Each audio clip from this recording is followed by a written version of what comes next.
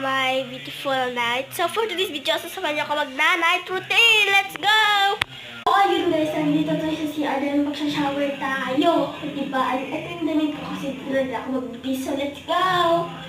Ayun guys, nakapagparin ako. Kita yun na kumuha ako ng headband dahil nga mag-hihilamos tayo. So let's go!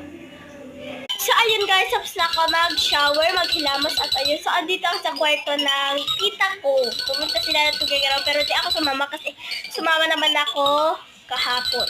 So, nakakauhaw nga lang. So, yun lang for today's video. Bye-bye!